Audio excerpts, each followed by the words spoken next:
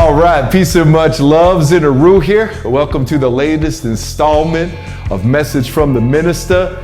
This week's message from the Minista is Sovereign Detachment. Sovereign Detachment. And we're going to be talking about sovereignty and moving through life detached. And not detached that we're not like involved and feeling our life. In fact, we're going to see that it's the exact opposite.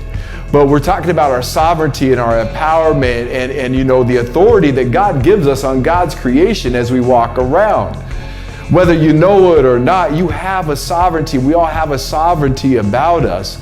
And the ways of the world is trying to say that, the government is sovereign over us, and the police are sovereign over us, and the corporations are sovereign over us, and the media is sovereign over us, and the United Nations is sovereign over. We're supposedly have all these sovereign forces over us, and we're supposed to be what, little worker bees or what? I'm not really sure, because they got it all backwards and they're all mixed up and they got it all wrong.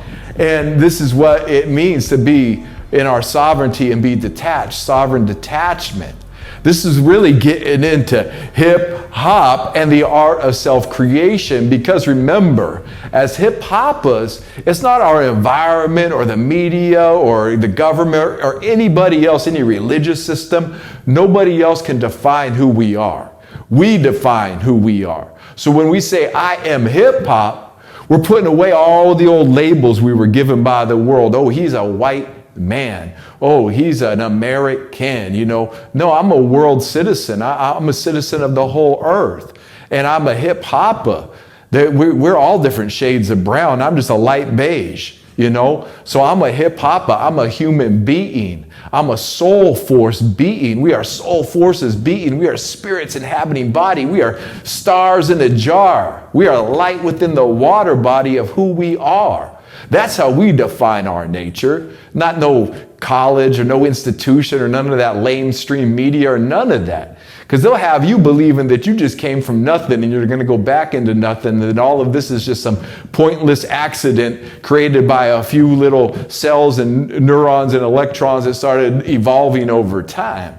That's just a lie. Like their whole system is a lie. Their whole system about the nature of reality and the nature of the universe and the nature of this and that, even even the way that they approach spirituality in the colonized school system, it's all objective reality. They're not the subjects of their own reality, and they want people to be objective about the reality so that they have a form of, we're calling this sovereign detachment, but they want people to be detached from their spirit being.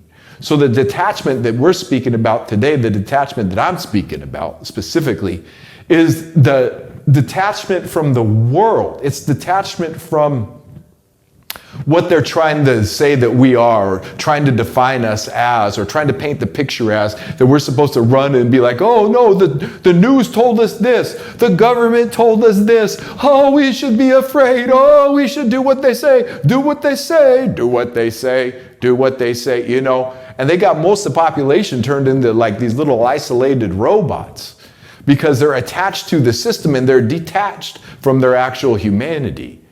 And we've all been there, I've been attached to the system and detached from my humanity, not full on ever. I was never just like part of the system. I always questioned, rebelled, moved, quit jobs, never did what anybody expected from me. And I was the rebel at work. I'd rather start a workers union and have us walk out until we get our wages right than, but nobody was really about that life. But hey, I was, I used to quit jobs when they wouldn't treat me right or with respect or anything. I used to have this philosophy that I've quit jobs better than this.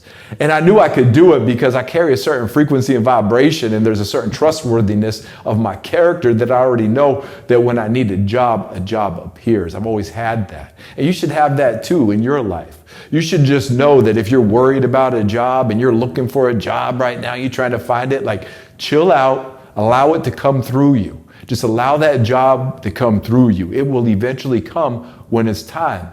But while you're working towards that or whatever it is that you're doing in life, realize that the job will never be your purpose. Your work warrants one's real knowledge. That's your purpose. What's your real knowledge? What's your purpose? Just getting back into last week's lesson a little bit as we move forward. What's your purpose? Because when you know your purpose and you say, yo, this is who I am, you can walk through an environment like a job that you may not really want, but you need at the time. And know that, yo, I just got this job. This is a temporary service that I'm rendering so I can get some cash up.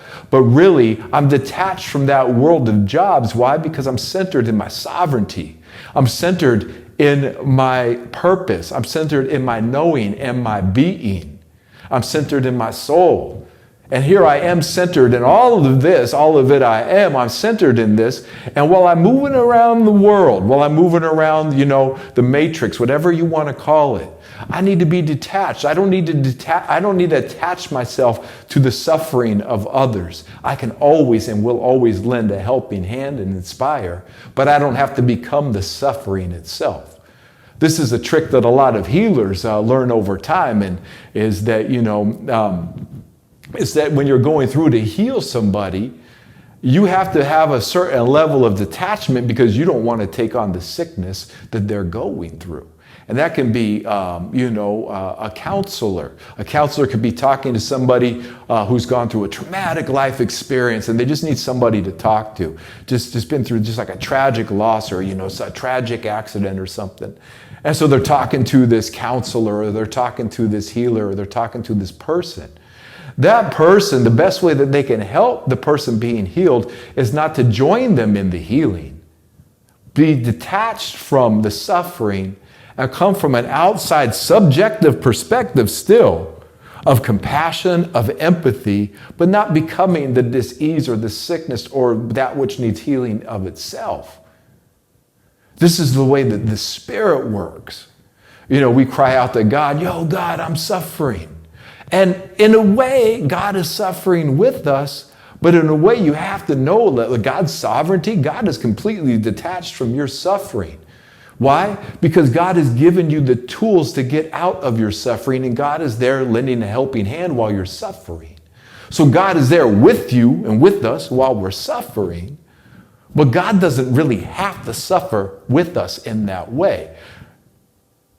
And I think that as you get older and as we mature, and this is something I've noticed too, that I used to always feel like if I joined in on the plight of others, that somehow that was my help and I would become what that is, And boy, I'll tell you right now, our detached sovereignty, when we're detached from what the world is doing and trying to grab us into, and when we remain in our sovereignty, we are actually more empowered to help others.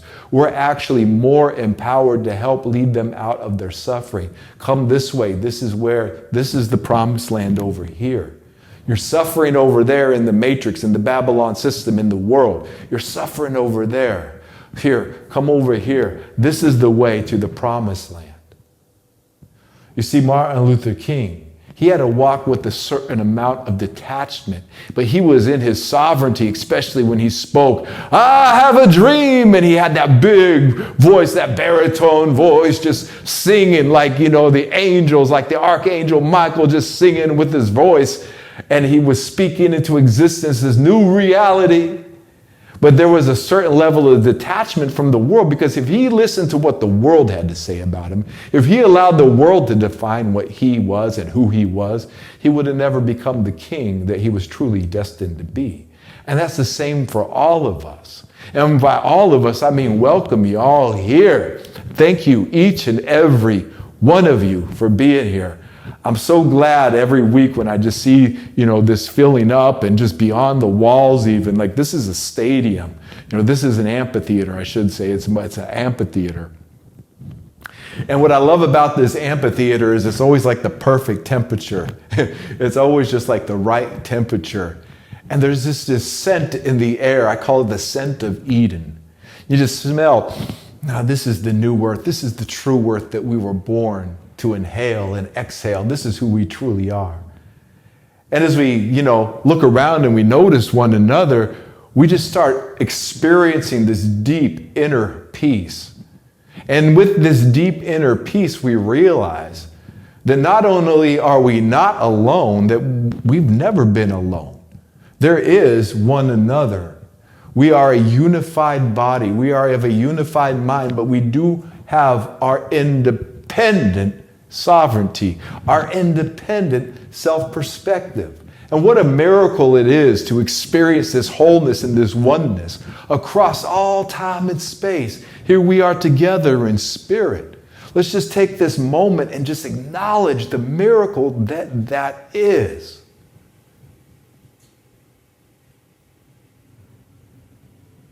And this is what it means to be sovereign. We're going to read the definitions of sovereignty, but it's even more. As a hip-hopper, there's a sovereign spirit. There's a sovereign space that we call hip-hopia, where we define who we are. We live the truth of that reality, and nobody else can take that from us. And if they try, they will fail 5 or 6 steps ahead of even getting to you. You got to know this, my nobility, because they're amping it up again. The narrative of the last 2 years is falling apart here in 2022. The narrative is just falling apart. People are waking up to the narrative. So they come in right away. Oh, World War III with Russia. Oh, this, that. And all of a sudden, both sides, the so-called left and the so-called right, all have their talking heads and all have their agendas lined up. And this one's saying this, and this one says the opposite, and this one says the opposite. And you should be outraged at them, and you should be outraged at them. We are outraged at one another, and that's just the message. And what? It's my responsibility what's going on in the Ukraine? Like I'm supposed to take that on? Like you're supposed to take it on? What are you actually going to do about it? Vote? Voting doesn't matter. They've already proved it. It's a lie. Voting is a lie. What are you going to do? I'm going to stop buying from these corporations. Yeah, good luck with that. What are you actually going to do about any of the problems in the world besides complain and yell and that invisible enemy who you will probably never even come across in your real life? They got people spun out of their heads. They got people living a lie, living in hell, creating that hell through their mass media campaigns of fear and propaganda. I'm 48. This shit just cycles over and over and over and over. Wait. But then some terrible things happened in the past. What about World War II? What about World War I? What about the Civil War? What about this war? What about slavery? Yeah, what about it all? I mean, if you look at statistics, the number of what's going on at any time in a war, like when it covers the whole earth, when it comes to the whole population of the earth, no, it's something different going on. You know, you could take World War II, for example. And it seems crazy because they're always telling us, oh, this terrible war. I ain't saying that war is great. I ain't going to be in no war. You don't need to be in no war. Fuck war. But the fear and the propaganda is that everybody's involved. No, because everybody's involved in their mind because this is the mind control that they're giving people. You have to break free of the matrix. And the matrix is the media. Remember, media is short for medium. And medium is one who talks to and through spirits. Now, I ain't got a problem with people talking to and through spirits, but when it comes to the mass media, they're speaking spirits, dark force energy. I don't say dark force. There's like evil energy at people, wicked energy, demonic energy. Let's take away all those old terms and say destructured frequency that's going to destructure your water body if you think about what they're saying. Now, we come into our own sovereignty and our own water body, and we walk around and we say to this body, I am a sovereign being. I am hip-hop. I have nothing to fear. Their world is their problem. This earth, this is my solution. This earth, this is my sovereign nature. This earth is who I belong to. This earth is where this body came from. And I am a child of the Most High God. God can raise and crumble a nation in weeks. We've seen it happen throughout history. And there are survivors, always survivors on every side of any war. So even if World War III breaks out, we will thrive and survive. I'm good. I don't know if it all came crashing down. They're invading America. They're bombing America. Everything's going crazy. I'm good. And you're good too. And you need to know that. Why? Because you get to say, you get to decide. Okay? And here's what it is. You don't get to decide what happens on the rest of the world. You don't get to decide what happens with, the Ukraine and the United States and Russia and Putin and this guy and that guy. You don't get to decide none of that. Like none of that. That's not your responsibility. That thing, if you got something to say about it that God's put on your heart, like I'm doing right now, go ahead and say something. That's your responsibility. If you got a responsibility and you're following your purpose, then God will put that responsibility and put that urging forward on your heart. But to take on all of these problems of the world when they don't belong to you is self-sabotage. It's self-destruction. And so they want us to destroy ourselves because remember, these devils, they got no power to harm you. But they can convince you to harm yourself. And no sovereign being detached from the devils and the demons would ever harm themselves. As a matter of fact, our nature is to do the exact opposite, to heal ourselves. Health, love, awareness, and wealth. And not just ourselves, but each other, one another, our community, our children, our spouse, and so on and so forth. That's human nature. Whatever their nature is, they can have it. They can keep it. Their day is over and done. And those who stand with the New World Order will fall with the New World Order. I'm not even saying this as any kind of I have these visions, and no. This is just basic physics and basic history. This is what's happening. But my nobility, what's most important is who we are during these times. Who are you during these times? What are they showing you? What are they teaching you? What spirit is inside of you wanting to express itself? Are you prepared for the days to come? Are you living in fear because you're not spiritually prepared for the days to come? Good. Then get spiritually prepared. Use that fear as a motivator.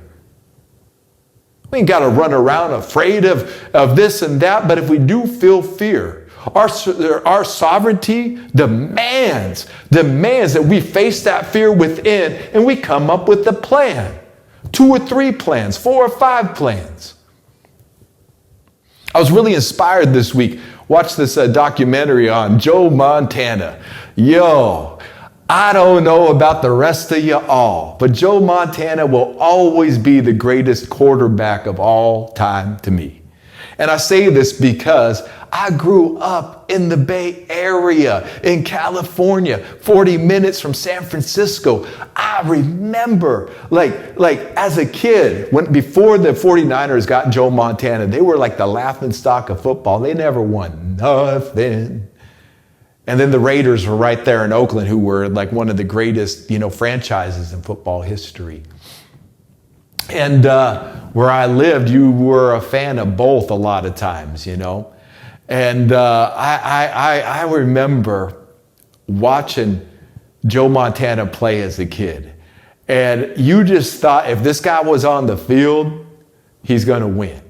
And I remember a little of the controversy and stuff that happened through his life, but just all I saw was the championships and the Sundays. I would watch football with my pops and, or the my cousins or whatever. We'd watch, the 49ers play on Sunday. And I was just so used to watching these guys win.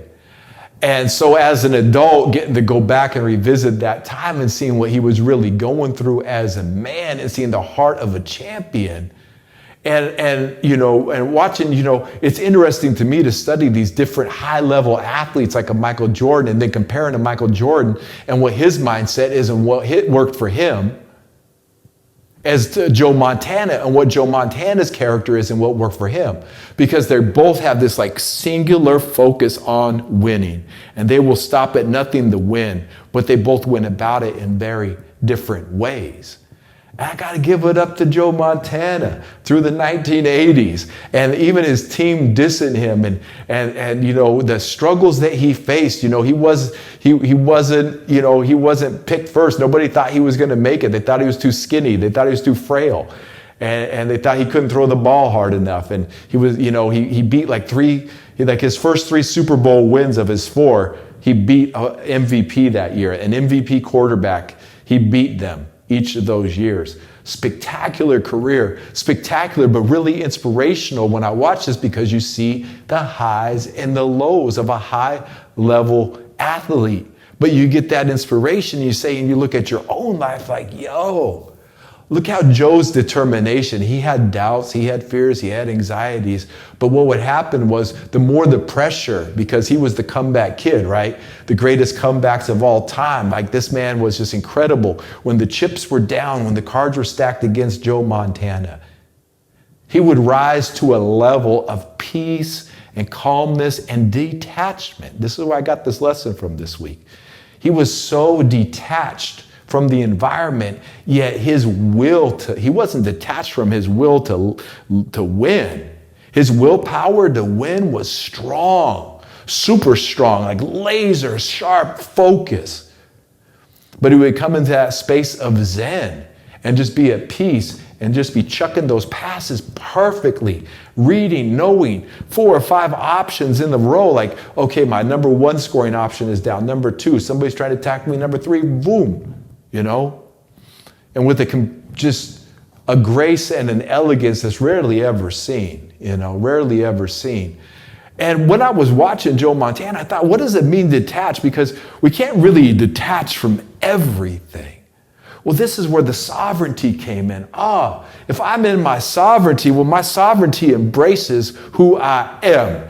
And in Joe Montana's case, his sovereignty was like, yo, I have this will to win and this belief that I can win. And I've got these teammates that know we can win. And now we know we can win. And I got this empowerment knowing I can win. I'm going to embrace this sovereignty within me. And I'm going to be detached by what the media is saying, by what anybody else is saying. I'm going to be detached from what the world is saying. And I'm going to have my laser sharp focus on who I am and what I'm about, no matter what anybody else is saying.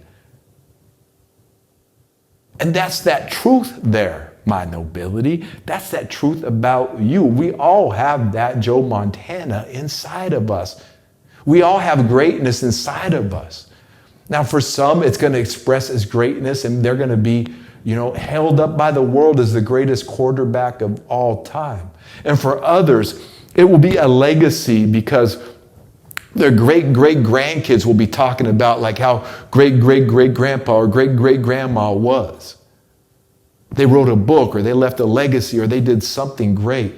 And that reverberation, that inspiration that flows out from us, that's what hip-hop is. That's what hip-hop is. It's intelligent movement. Well, in my intelligent movement, it seems to be very intelligent that I stay within my sovereignty.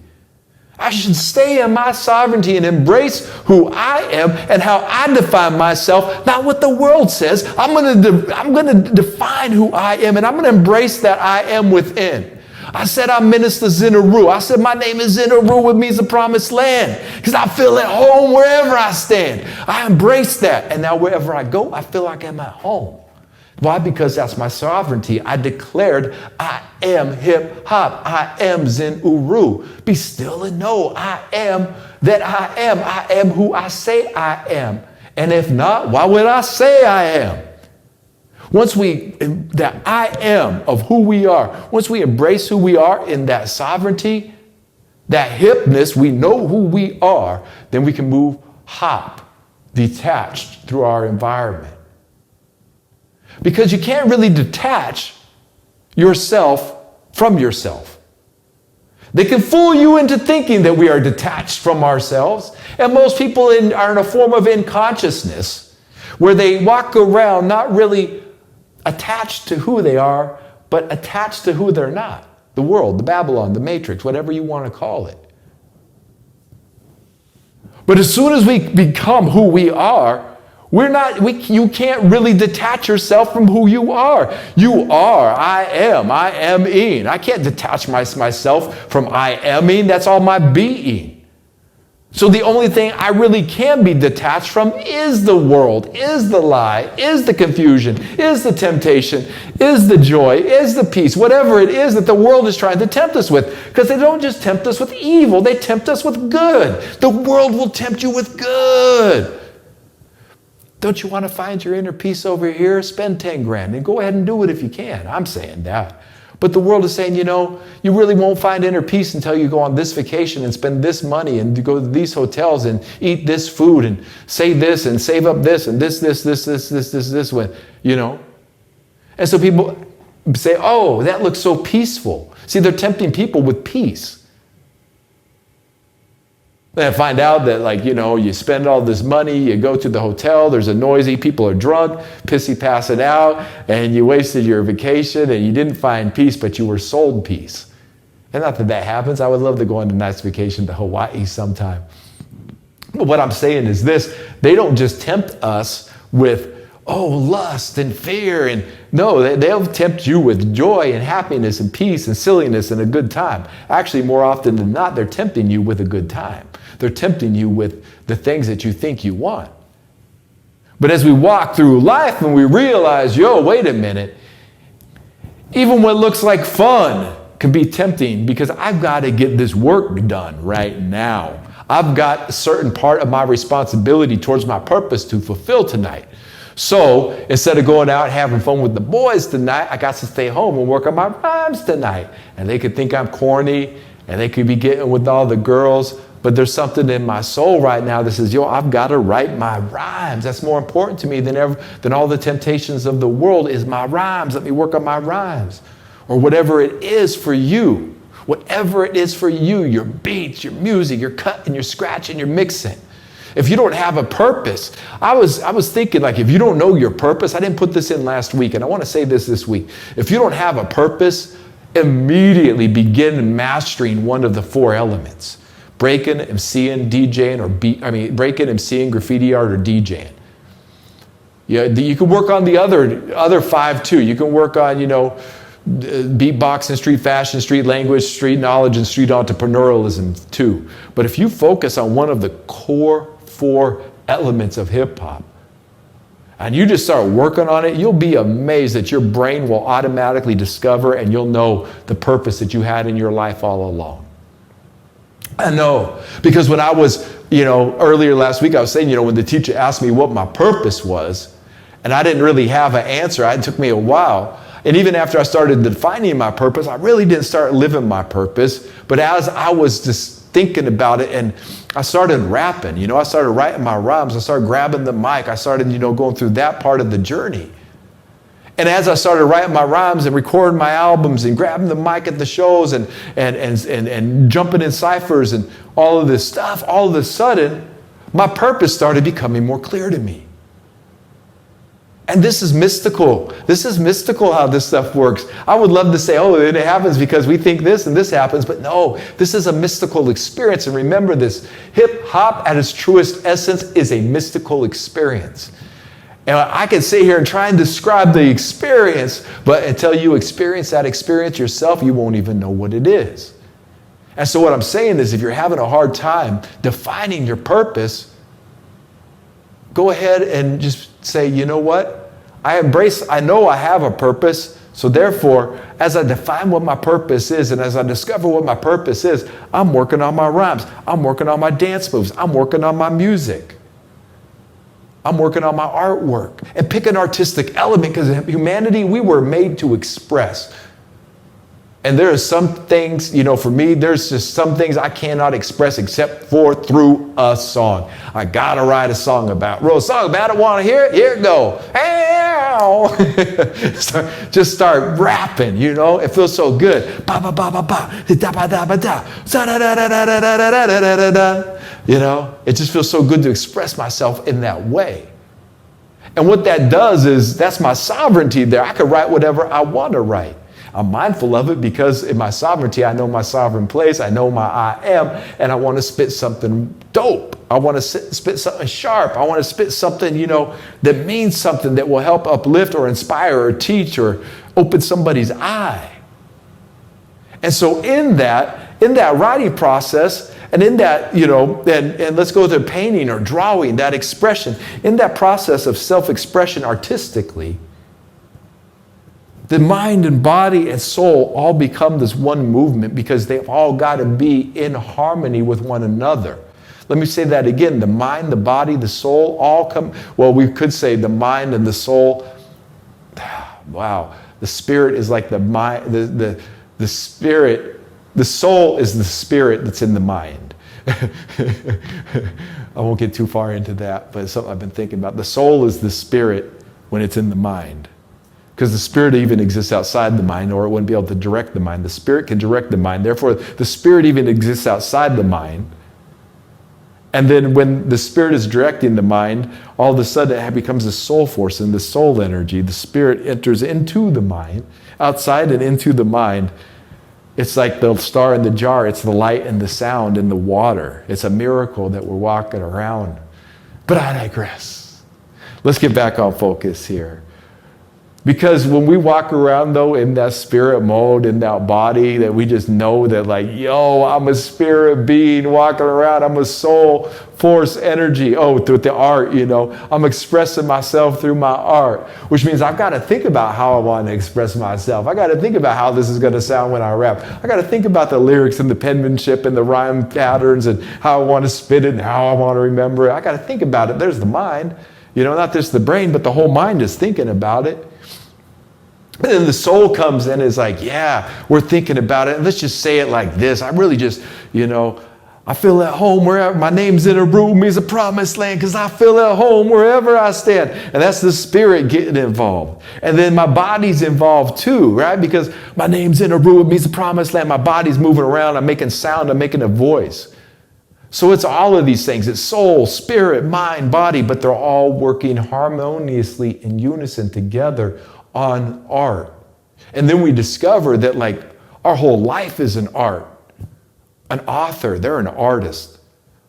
A great teacher, they're an artist. A great cook is an artist. A great landscaper is an artist. A great mechanic is an artist. Somebody who can unify and bring people together for a common cause is an artist. Somebody who can bring water to others in need, that's an artist. Somebody who just vibrates health, love, awareness, and wealth where they go. That's an artist. Somebody who can heal somebody just by saying a prayer over them. That's an artist. We got to get away from, see what the colonizers trying to describe what art is. Our life is a living art. Our life is a living artwork. And that's our sovereignty. And we can be detached from all of that noise of the world while we create our artwork. And see, when we paint a picture or we create a song or we do a dance and we get lost in the artwork, we become detached from the rest of the world. And that's why people reach enlightenment. Like Michael Jordan reaches enlightenment when he's out there playing basketball. Joe Montana reached enlightenment out there throwing a football. The teacher reaches enlightenment when he's up on stage rapping.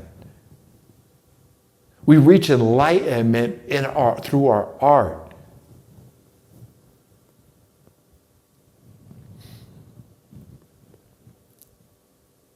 Let's look at our definitions right now, because I want to get a little deeper, but until we put some definition into these words, because sovereignty is a very colonized word when we look at the definitions. And so while I read the definitions from the American Heritage Dictionary, 3rd edition, while I read these definitions, I'm gonna take them and because it talks about kings and queens, and in the gospel of hip hop, in hip hop ourselves, we call each other kings and queens, right? So although the world is trying to almost say that we don't have you'll see, they don't really talk about personal sovereignty.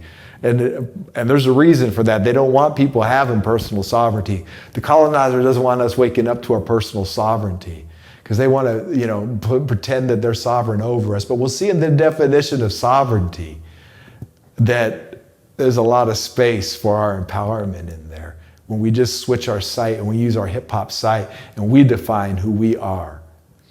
And we redefine even what sovereignty means. And when we look at detachment, that's a pretty good definition. I ain't gonna front. I didn't expect to like I thought I was gonna dig the definition of sovereignty and I didn't like it. And I thought I wasn't going to like the definition of detachment. I actually found some depth into the American Heritage Dictionary's definition of detachment. But we'll get into more of that as we read these definitions. All right, so here up on the screen, let's just look at the word sovereignty first. Hilarious. I mean, right off the bat, sovereignty. One that exercises supreme, permanent authority, especially in a nation or other governmental unit. Wow, that's how they're going to start sovereignty? We over here talking about personal sovereignty, and they over here talking about the exercise of supreme, permanent authority, especially in a nation or other governmental unit. And they don't mention God here. They don't even mention God. Watch this. No. Now, we can flip this now. Let's take the hip-hop site. One. Yes, the one that exercises supreme over nearly everyone. Supreme. Knowledge reigns supreme over nearly everyone. Permanent authority. That's the teacher has permanent authority over hip-hop, but not in that way. He has the authority because he's been given the authority to teach hip-hop culture by the pioneers. And hip-hop is a nation. So you can see that with the site, we could see how this can work into our favor, but also let's be very aware of the colonizers' use of language and how sovereignty has nothing to do with what they're saying here, especially when it comes to your personal sovereignty, our personal sovereignty. Definition 1A, see, here we go again. A king, a queen, or other noble person who serves as chief of state, a ruler, or a monarch. Wow. They're saying that they're the ones who are sovereign over you, that you don't have sovereignty. Them as the rulers are sovereign. I'm the president of the United States and I am the sovereign ruler. I am the king of England and I shall be the sovereign ruler. All these sovereign fools. Definition 1B, a national governing council or committee. Wow. I mean, a nation that governs territory outside its borders. Wow, this is all colonizer language. A gold coin formerly used in Great Britain, a sovereign. Oh, of course it was used in Great Britain. Talk about the colonizer. Shout out to everybody in Great Britain. I love that country. I'm from there. I ain't even gonna front. It's great. Britain. Okay, definition. Now here's the second of sovereignty as the adjective. Self-governing, independent. Now we're getting into the actual definitions of sovereignty here. Okay, self-governing and independent. How is that a nation that governs territory outside its borders? How does that have anything with self-governing and independent? Like, you see, they're lying. One of these is lying. And I'm going to just go ahead and assume, but we'll do the etymology sometime on this word in the Oxford English, and we'll see. But I'm just going to assume that all the first version of sovereignty is just their colonized version. Because we get over here self-governing and independent. Well, this is where hip-hop needs to be. This is where we need to be in our sovereignty now. We, as an independent, self-governing people, we need this, a sovereign state. We need our sovereign city. As hip-hop is, this is where sovereignty gets interesting now. It's definition number 2, having supreme rank or power. Having supreme rank or power. Well, come on, I am a child of the Most High God. God has supreme rank and power, and I'm God's kid. I'm walking around as God's special child, but God's special son. And you are too, running around here, having supreme rank or power over your environment. Paramount, definition number 3, paramount, supreme. See, sovereignty and supremacy, supreme comes in. Knowledge reigns supreme over nearly everybody. Supreme. The Supremes.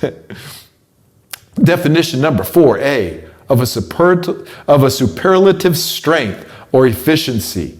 Now, sovereignty, check this out. Sovereignty, a superlative strength or efficiency. Now we're getting into the sovereignty that like Michael Jordan and Joe Montana, what they experienced, that strength and efficiency, a superlative strength or efficiency. Definition 4B, unmitigated. Unmitigated. You ain't telling me nothing. I'm unmitigated. I don't have to be attached to none of what y'all saying. I'm unmitigated. Middle English, sovereign, from the Old French, from Vulgar Latin, supernius, from Latin super, above. See upper in appendix, sover, sovereignly. See, it means above. Sovereign means above. So they're trying to say the rule above, but what we're talking about in spiritual sovereignty is our self-governing state, that we are above because we are the sovereign authority of who we are and what we say we are, and God is the supreme sovereign authority over our lives, that we can be completely detached from the Babylon system, from the New World Order, from the Matrix. We can be completely detached from everything they're saying about us and doing to us. Why? Because we are above them. Why? Because we have sovereignty, our God-given sovereignty of who we are, and we were created to be in this way. We define who we are. Sovereignty. Supremacy of authority or rule is exercised by a sovereign or a sovereign state. And that state, although they're trying to keep it in state when it comes to politics, look at the state as a state of being. This is what we're preaching today, my nobility. Sovereignty is a state of being. Supremacy of authority or rule is exercised by a sovereign or sovereign state. Well, my God state, my Christ within, my hip-hop state of being is sovereign and rules over my being. God is the sovereign nature of who and what we are. Therefore, God rules over us with authority and supremacy. Definition number 2. Now we get back into governance here. Royal rank, authority, or power. So it can be a royal rank, royal authority, or royal power. That just gets, because here's the thing. If you are truly a royal child of God, you don't act like the so-called royalty of the world that we've seen these past 1,000 years, the royalties of any country, any nation. Their royalty is whack, corny, and needs to just go away because they don't have the true royalty of God. Because why? The true royal ones, the true royal bloodlines of God, those of us, those real kings and queens of God walking around, those of us who are real about this, who have real spiritual authority, real spiritual power, and real spiritual rank, we're here to help heal. We're here to assist. We're here to make the world a better place. While all these others claiming sovereignty, the kings and queens and all of them, they're making the world a worse place for us. Until we get into our sovereignty, then we just make the world a great place for all of us who join in on this faith. Sovereignty, here we go. Complete independence and self-government. We said that before, up above, but in a little different way they put the words here. Complete independence and self-government. Hip-hop must be its own sovereign nation, a completely independent and self-governing nation. That's why we don't need no money from no government agency, no handout. Because we need our complete independence and self-governance to be a sovereign nation of people. Sovereignty, a territory existing as an independent state, that's hip-hopia. For it to be a sovereignty, to be sovereign, see the word sovereignty, see hip-hopia is a sovereignty. And what is a sovereignty? A sovereignty is a territory existing as an independent state. And that's where we have our own city state. And now let's get into state as a mental state or as a spiritual state or as a state of being, a territory existing as an independent state. And that form of hip-hopia, the fifth dimensional, that lives within. Hip-hopia ain't even a place we have to go to, although it will be at some point in time. Hip-hopia is anywhere we are. Hip-hopia is the mystical inner city.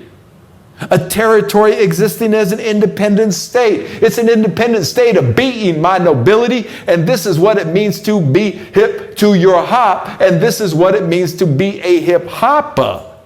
You are existing in a territory as an independent state of being over what's going on in the rest of the world. That is completely detached from what's going on in the world and operating independently, saying, I know the world is saying this, I know the world is doing this, but this is what I'm doing, this is what I'm about, this is who we are, and this is our purpose.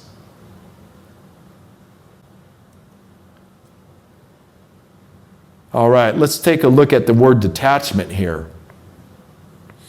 I know in the beginning I said I didn't really like the definitions of sovereignty, but that's really the first half where they're trying to tell us that they're the sovereign rulership over us when the rest of sovereignty has nothing to do with that. All those second definitions and the real metaphysical meanings of sovereignty that they always hide. That's why you got to look deeper into the definitions. They always hide that truth because they have to hide the truth somewhere. And if you look at what they're hiding and you look at what they're not saying and you go back and do the etymology, you realize that for the king or queen to say that they're of say England, to believe that they're sovereign rulers of anything, or the president even, to think that he's some kind of a sovereign ruler of anything is a fallacy and a lie. Because sovereignty is something that we experience as a state of being. Detach. To separate or unfasten, to disconnect. See, you just want to detach from you just want to detach from the world. This is what that is probably the most easy way to explain the Western world, what the teachings of Buddha are about. A form of detachment, a way of detachment. It's not just about being detached, because Buddhism is a form, it's a way, it's a process, it's a learning, it's an art of learning how to become detached from the world. And they get that from the Taoism, even going further back, like Taoism is about being in harmony with nature and being detached from the world. Because when we're in harmony with our true nature, we're just detached from the rumblings and the whininess and all the little chitter-chatter of the world. To separate or unfasten, to just disconnect. Definition number 2, to remove from association or union with something. Well, sometimes you got to detach yourself from certain groups of people or certain environments or certain jobs or certain belief systems. You just got to remove and no longer associate yourself with those people, places, things, events, or beliefs. Detach, to send. They're talking about troops or ships, for an example, on a special mission. You know, I feel that way. God detached me here to this earth to be here in this time to fulfill this purpose. Detached, separated, disconnected. Number 2, standing apart from others, separate. See, that's when you start getting into your sovereignty. You will be standing apart from others, separate. Remember what it says about sovereignty existing as an independent state of being. Then we get over here into detached and we see, standing apart from others, separate. That's that separate state of being. This is where you want to find yourself, my nobility.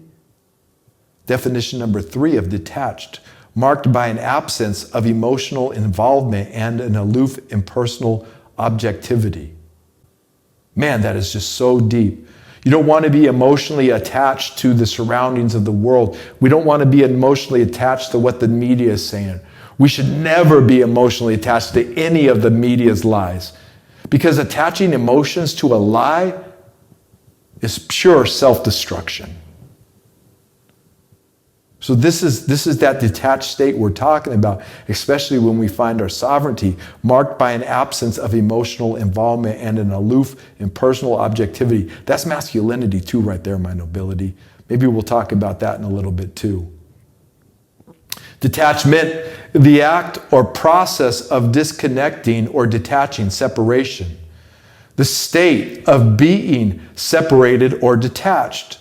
This one is a good one. Indifference to or remoteness from the concerns of others. Aloofness. See, you don't got to be indifferent or remote from the concerns of others in your environment, who your loved ones, but to be indifferent to a remoteness from the concerns of what they're saying on Fox News or what they're saying on MSN or anything or CNN, man, whatever. I'm not going to attach myself emotionally to any of their lies or BS. Definition number 4, absence of prejudice or bias, disinterest. Wow, absence of prejudice or bias. You can't be, if you're detached, you can't be a racist. You can't be racist. You can't have a prejudice against any human being because your absence of prejudice or bias. It's just a disinterest. That's detachment. Definition number 5A, the dispatch of a military unit such as troops or ships from a larger body for a special duty or mission. Now we're getting into colonizers. The unit is so dispatched, a permanent unit usually smaller than a platoon organized for special duties. Let's see, is there any more definitions here on detachment? Okay, so we see what sovereignty and detachment is. We see that in our sovereignty at its most important place is a state of being. And in our sovereignty, in our sovereign state, we're literally detached from all other states of being that don't belong to us, that aren't ours, that aren't in harmony with us, that aren't in resonance with us. We resonate with who we are. We resonate with our Creator. We resonate with God. And when we resonate in that resonance, in that sovereign resonance, we are detached from all other disharmonious states of being. And that's what sovereign detachment is. And I really like the part where it's saying being emotionally detached. You're not detached from your emotions because our emotions are who we are, but we work for our emotions. We put our emotions to use. Our emotional state doesn't put us to use. We put our emotional state to an empowerment use. I wanted to say this to my nobility, to especially when it comes to masculinity. A few years back, this term, toxic masculinity, started getting thrown around. And then even, if you're going to talk about toxic masculinity, let's talk about toxic femininity. And then all of a sudden, like you have to understand that's another fallacy and that's another trick of the devil. There's no such thing as toxic masculinity. And there's no such thing as toxic femininity. There's only toxic behavior, and that's it. And it could be a man or a woman displaying toxic behavior. And that's it. Masculinity, there's nothing toxic about it. Femininity, there's nothing toxic about it. And one of these things is they want masculinity. They're always telling men, express your feelings. You need to be in your safe space. And I'll tell you, my nobility, that is entrapment. That is entrapment. The reason that men are uncomfortable sharing their feelings is because it's unnatural for us to just be running around sharing our feelings. And here's what happens, and this is why it's good to have brothers. If you're in a kind of a state of being undone, talk to another dude. Because another man will hear you, say, yeah, I hear you, and have some sympathy. But then when you start feeling sorry for yourself, a man will be like, yo, dude, I don't need to take all this BS on. Go, figure it out. Grow up. That's what happens as men. But women are emotional beings. Emotions has to do with femininity. It's feminine energy. Okay, so a woman in her natural state is always living in her emotions. And that's a good space, and she wants to feel, and she should be able to feel safe in her emotional state. But if you're going to be a man, and even if the woman says, oh, what are you feeling? Tell me, express your feelings to me. She can barely, handle her own emotional state, and then you're going to go and throw your emotions on top of that as a man? No. What she really means is to hold space and be empathetic and sympathetic to the emotions that she's going through. And the emotions that she wants to feel back is love and peace and security and stability. Don't be perturbed. You got to be unperturbable as a man. And this is how the environment starts moving around us as masculine men. I don't know how it works for women because I'm not a woman in that way, but physics would say that when a woman is is emotionally balanced in her femininity, that the environment would move around for her as well. If she's emotionally and she's in her emotions and understands her emotions, okay? And a man doesn't need to put the weight of his emotions on top of the whirlwind that she's going through. you know? She's going through all of these different emotions in the day. Don't put yours on top of that. Even if the world's telling you, you got to express your feelings. No, the reason you don't feel like expressing your feelings all the time is because it's just unnatural. And I know because I fell for that lie a few times. You know, I grew up in a very manly world. And everybody's, oh, you got to express your feelings. As I got older, all this, you know, really real liberal shit started coming in. And you're supposed to express your feelings as a man and be sensitive and all this stuff. And it's like, I'm sensitive. Like I cried when my dog died, you know. Like I love my kids. I love my homies and my friends. Like I feel my emotions just fine. But then as time went on, you know, I'd be in relationships or whatever, you know. I don't have to get into all the personal stuff, but, you know, it's like, share your emotions, be emotional. And you're a man and you start sharing your emotions and being emotional, it's unnatural. People are not going to trust you. People are not going to respect that, especially your woman or your partner. So I'm just saying. And I could get hate mail for this. People can be like, oh, Zin, you don't know what you're talking about. Fine, I don't know what I'm talking about for you. But I know what I'm talking about from my experience. And let me tell you something. As a sovereign man, as a man walking in his sovereignty, I'm completely detached from the emotions of others. But I'm not uncompassionate. When I see somebody in emotional turmoil, my being in my center, my being in my unperturbable, my being in that state of self-knowing can help them with their emotional turmoil. It's a lot of what my ministry ends up being. And so for dudes who come to me in emotional turmoil, I'm usually a little tougher. I get a little more jujitsu with it. You know, I'm like, yo, bro, I hear what you're saying, and that sucks. But man, the fuck up, yo. You got your sovereign being. You got your purpose. You're a hip-hopper. You're an MC. Go forward and live your purpose, my brother. And when a woman comes, oh, yeah, you be a little more sympathetic. Yo, I hear you, sister.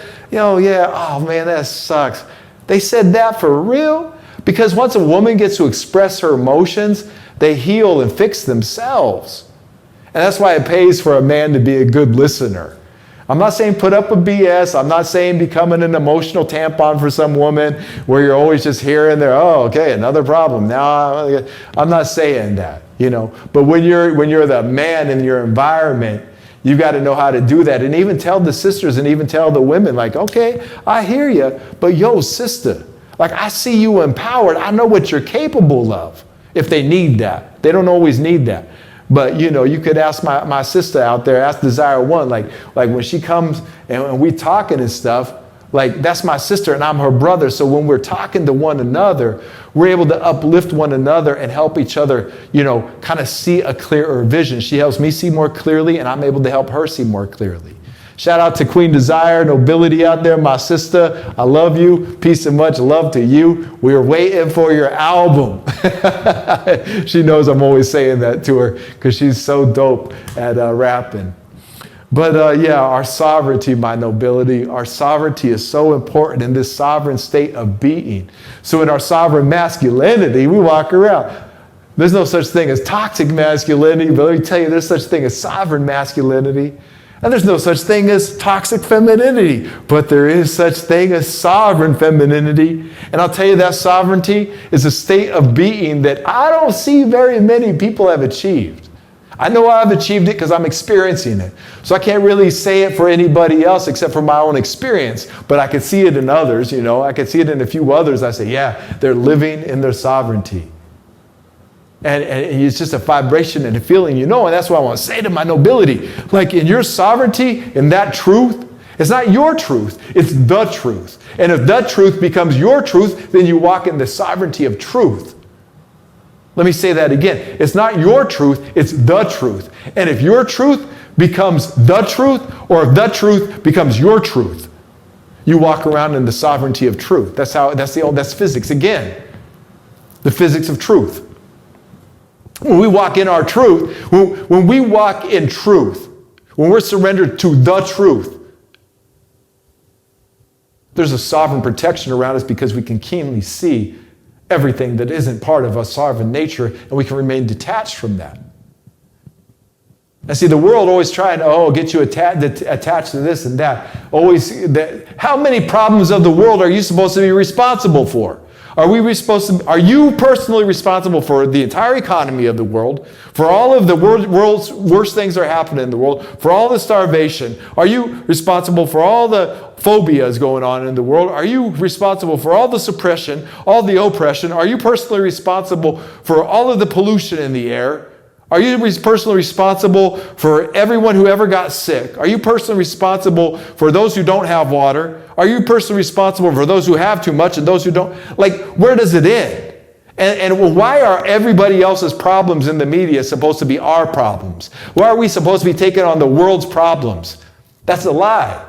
Because it has people running around feeling overwhelmed because they're not able to take care of things that aren't even their responsibility. And who is it who's blaming us? It's the media. It's the government. The government is blaming the people for the government's own failure. Wow. Wow. The government just continues to fail. Republicans, Democrats, failure after failure after failure after failure. And they blame you. The same motherfucker been lying to you. The same motherfucker been spying on you. The same motherfucker ain't telling the truth. The same motherfucker now is blaming you. Look what they doing. They want to blame you because they say, we are the sovereignty here. We are the sovereign media. We are the sovereign corporations. We are the sovereign government. We are the sovereignties walking around. We are the sovereign. And you are the little peasants. And it's your fault that your life is hell. And in a way, they're right. It's your fault that it's your fault we're stealing all this money and polluting the world. It's your fault. It's your fault that we're raping and pillaging and murdering. It's your fault that we're stealing. See how that works? They're trying to blame you for their delusion. They want to blame us for their evil. They are the participants, practitioners, and enforcers of evil. And I'm telling you right now, the physics of evil is it is finite and it will fall immediately. Just be patient, my nobility, and wait it out. And while you wait it out, while the world crumbles and falls all around you, you're not attached to that state of being because it's not you. We're attached, or we are I-aming in our holy state of being, our sovereign state of being, and we are being. Let's take a look at the Gospel of Hip Hop. This week in our readings from the Gospel of Hip Hop, I want to go into, I've been studying awareness this past week. Awareness has been something I've been studying. And so really, there's two parts of this awareness lesson, and I don't know what the title of next week's message from the Minista is going to be yet, but the first part I'm going to read this week, and this first part, I'll put it up here on the screen. Okay, this is on page 244 in the Fourth Overstanding, the H Law, in the Gospel of Hip Hop, written by the teacher, KRS-One, for the Temple of Hip Hop. And what we're going to be reading this week is going to be getting more into like the perception and perspective of our awareness when it comes to sovereignty. Because remember, this lesson is sovereign detachment. So as we're reading the Gospel of Hip Hop, just keep that in the back of your mind, because this is a great lesson of how to get and find yourself into your sovereign state of being. Because once you find your sovereignty, the rest of the detachment is just like an effect of sovereignty. The sovereignty is the cause, and the effect is detachment. And you're going to see this, that in our sovereignty, that there is a perception and a perspective, a spiritual perception and a spiritual perspective on what's going on in your world that you need to look at. And then next week, we'll continue where we leave off reading this week, and we'll continue, and we're going to talk about our personal responsibility and those metaphysics. But right now, we're not going to talk about so much our personal responsibility. We're going to be talking about our personal perception and our personal perspective, how we arrive at our sovereignty.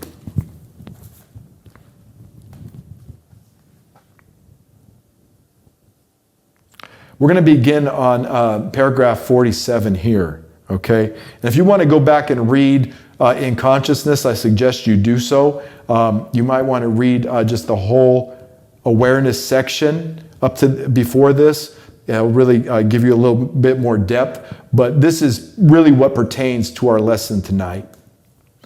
Paragraph 47 in the Gospel of Hip Hop, the Fourth Overstanding, the H Law. This is the awareness.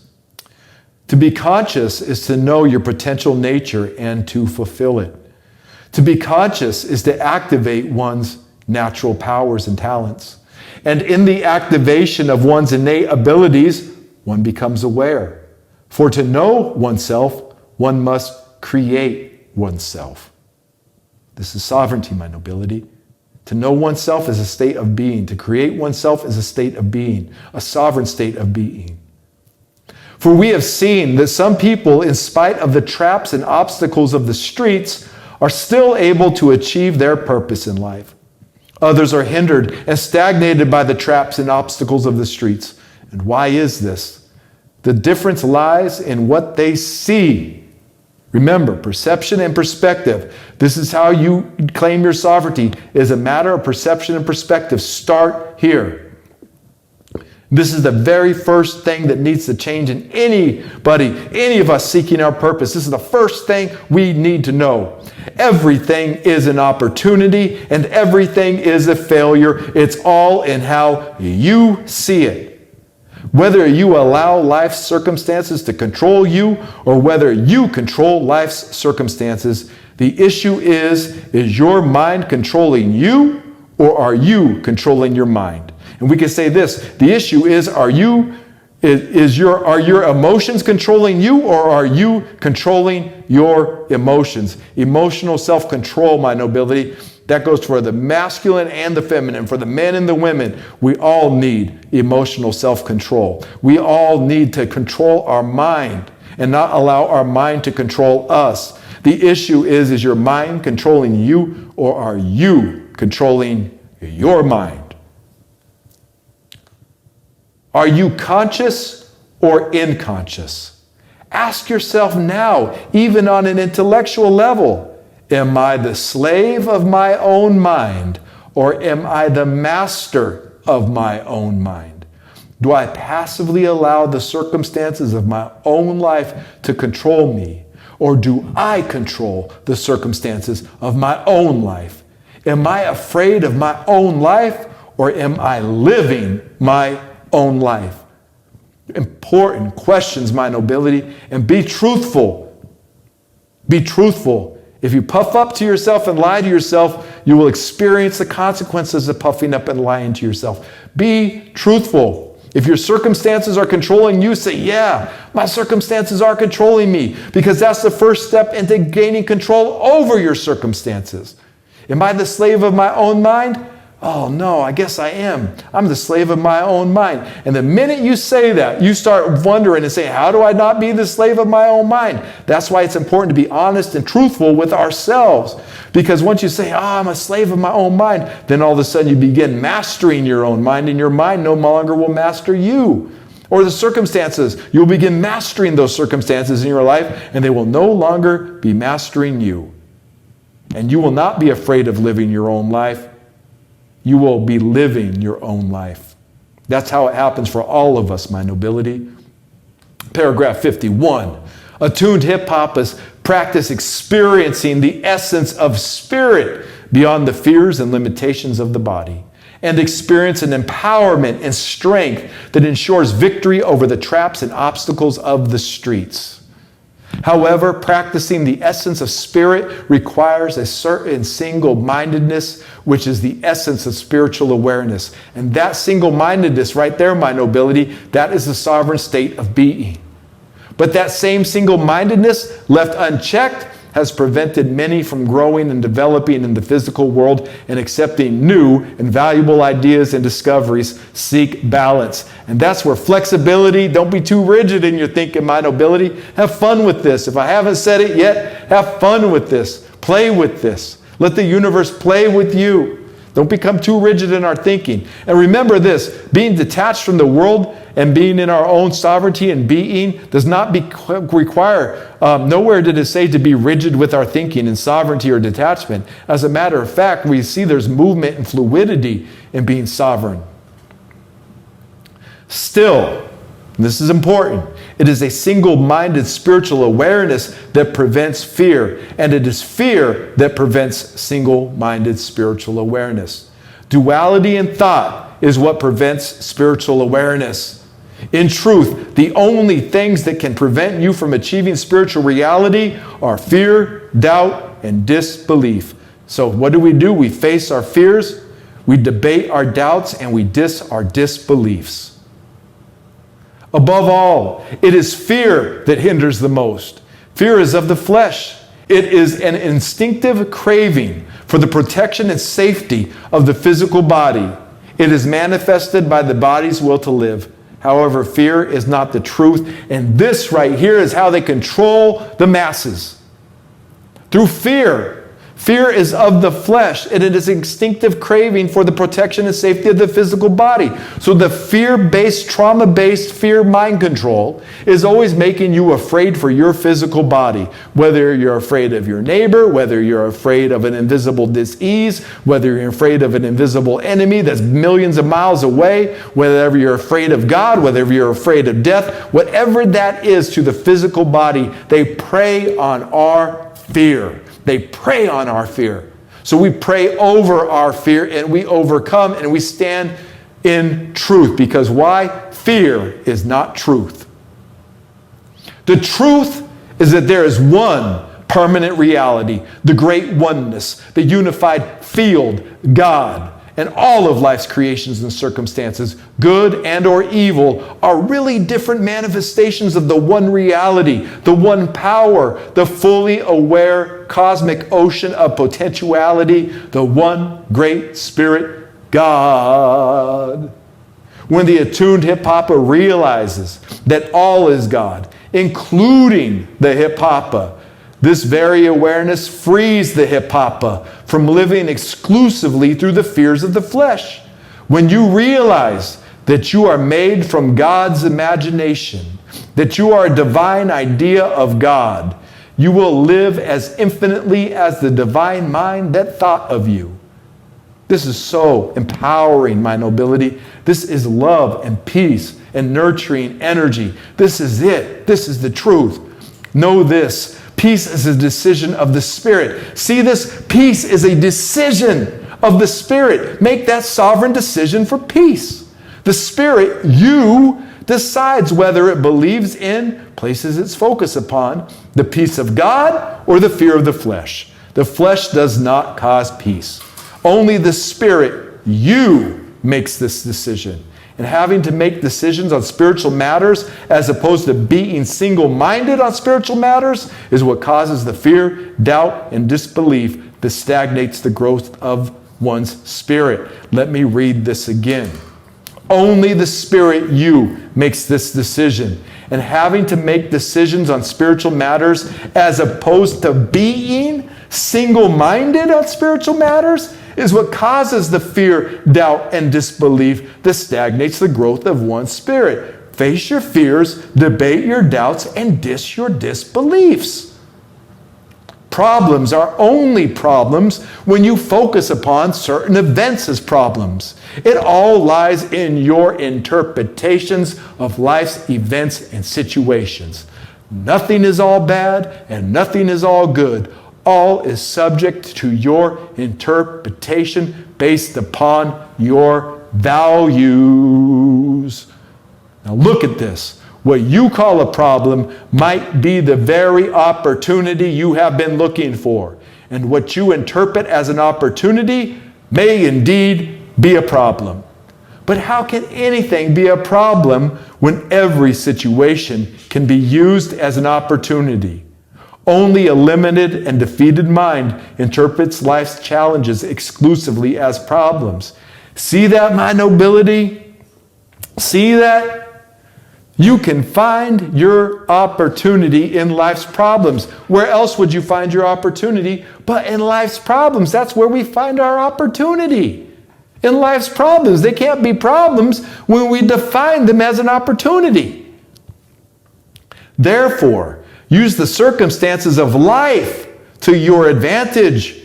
Do not attach yourself. See? Do not attach yourself to your limited understanding of the material world. This is where we get into detachment. Do not attach yourself to your limited understanding of the material world. If you have made the decision to live as a spirit being in the material world, then all of life's circumstances are to your advantage. What? All. Say it again. All of life's circumstances are to your advantage, even your so-called problems or disappointments. Let go. Stop trying to fix it all yourself. It's all good, and it's all God. It's all good. Stop trying to fix it ourselves, my nobility. Stop trying to fix it ourselves. It's all God. All of these circumstances, all of this that's happening, even those states of beings, the Babylon system, the matrix, all that world state of being, that's still God. That's still the entire sovereignty of God. And then when we come into our I am presence, when we come into our center, into our sovereign state of being, all of a sudden the detachment from the other states of being that aren't of us, we move freely from them. They can be existing right outside the door, but we are free of them. And how are they trying to trap us? Through our fears. Fear is a disharmonious state of being. Detach ourselves from the fear state of being. And it does say in the gospel too, it does remind us that there is a natural animalistic fear. Like if we see a car coming towards us, we could call that fear. Like I'm afraid of getting hit, I'm going to move real fast. But that's self-preservation in that way. And see, that's what they're preying on people. There's a car coming for you. You're like, dude, I'm in the back of my house. There's no car that's going to run through my door. Yeah, it could happen. You know, it could happen to you, and you go through life and none of it happens. All the fears, like literally nothing that they ever tried to make me afraid of in the world has ever actually happened to me. Well, hello. We have a little visitor tonight. Do you have something you'd like to add to this conversation, Missy? I don't think that's the best plan of action there. Yeah. Why don't you go back in? Okay. Why don't we just, yeah, there we go. Oh, hello. I see you there. This is quite cute, but you get little pets. Now, don't knock anything over. I may have to jump over here if Missy tries to knock over my little table here. I don't know if, you guys can see her cute little face there. It's kind of funny. Let's use Missy as an example, a cat. A cat lives in a cat state of reality and being. In a cat's natural state of being, which is nature itself. Is a cat worried about what's going on all over the world? Nope. Is a cat worried about all the fears of the economy? Nope. Is a cat afraid of what others may think of the cat? Nope. Is a cat afraid of being anything but a cat? Nope. If a cat has mastered that, Missy's mastered being a cat. Master being you. I can master, if Missy can master being a cat, then I can master being me. And if Missy can master being a cat, you can master being you. It's that simple. Why? Because it's in her nature to be a cat, and it's in your nature to be you. It's in my nature to be me. It's in our nature to be us. And in that sovereign state of nature, we enter into our sovereign state of being, and we're just detached. Missy is detached from what's going on in the world because that's not her state of being. And we can be aware of what's going on in the world, but we can see that most of attachment is emotional. And that emotional detachment is going to get us further. Because they're prying on our emotions, and mostly the emotion is the fear, and trying to get us to debate ourselves and doubt ourselves. And not believe in ourselves and fear ourselves. That's what they want. They want us to be afraid of ourselves. They want us ultimately to be afraid of God and what God created us to be. And this is an ancient battle, my nobility. Let's be real. They've been doing this on and off for a long time. And they're here for a sovereign reason. God's allowing it to happen. Why? Because the pressure and circumstance and problems that they create are an opportunity for us as hip hoppers to express and come in to our sovereignty as a sovereign nation, as a sovereign people. That's what God is asking for us. And see, so all of a sudden we switch. We have this perception. We have this perspective. We say, oh, this is a problem. And now we say, oh, this is an opportunity. And now as an opportunity, because I define what this situation is going to be, I don't even see a problem. All I see is an opportunity. So if stress comes at you, if fear comes at you, if doubt comes at you, whatever that is that comes at you, it's an opportunity to overcome it and strengthen oneself. And what a great feeling it is. Getting stronger, doing the push-ups, doing the spiritual push-ups, you know? So we don't run from challenging situations. We embrace the challenging situation as an opportunity. And in that opportunity, we may not know it all. As a matter of fact, most challenging situations, we have to discover who we are going to be in that situation through sometimes trial and error. We'll just say through experience. And as we experience that situation, we start experiencing who we are. We start experiencing our empowerment. What a great place to be so empowered that we can walk through the world unaffected by what the world is doing, commanding our environment so it reflects who we are.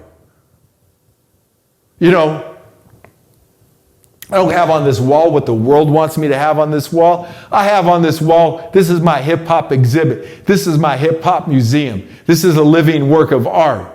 I can teach from this wall right here. I have many more pieces, too, to start putting up, by the way. I'm just getting started. And this is where I put my little thing. I appreciate the donations. Anybody who wants to throw me a few bucks, somebody sent me a few bucks a few days ago. Yo, $3.33. Whoever that was, thank you from my heart to yours. That $3.33 was very well received and very much appreciated.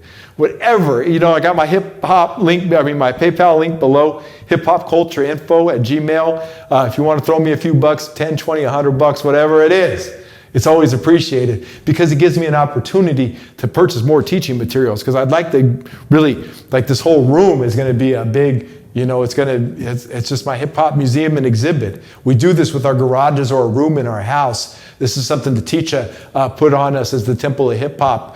Those studying the Gospel of Hip-Hop Sunday calls quite a few months ago to, you know, turn your environment, turn a room of your house or a wall in your house or just a space on a wall into your hip-hop museum, into your hip-hop archive. This is my hip-hop archive.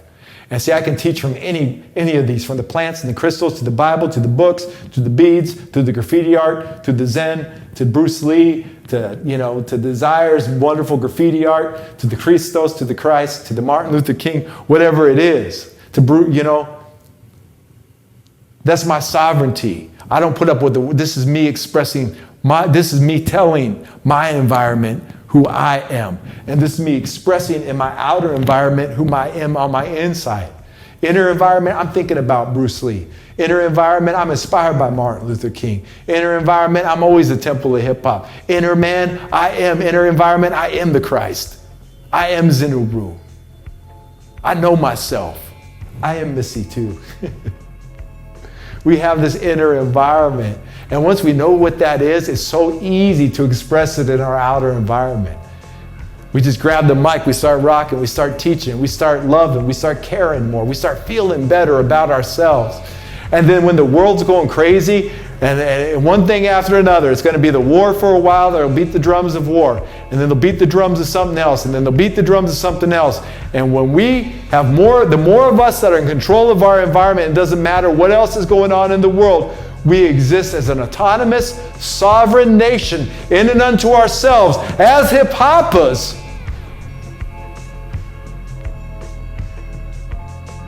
We won't be even attached to any of the ways of the world.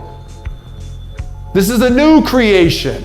This is a new being. This is what it means to be hip-hop. It's not about becoming better versions of our old selves and taking government grants and taking government handouts and taking government these and taking government that. That's just becoming an old version, a better version of our old selves.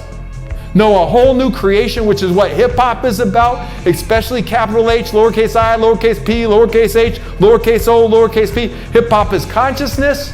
That's about becoming a whole new creation. And that's about being the sovereign nation we were created to be. And that starts with you becoming the sovereign individual God created you to be.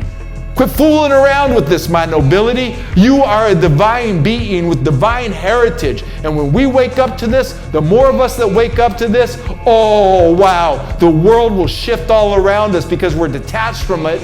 And then we start expressing and painting our environment with exactly who we are inside, which is health, which is love, which is awareness, which is wealth, which is peace, which is love, which is unity, which is having fun, which is peace and prosperity, which is hip hop. And there it is, my nobility. Go forward in your empowerment. Go forward and speak your sovereignty into existence and exist in your sovereignty this week and beyond, my nobility. And there it is. Hip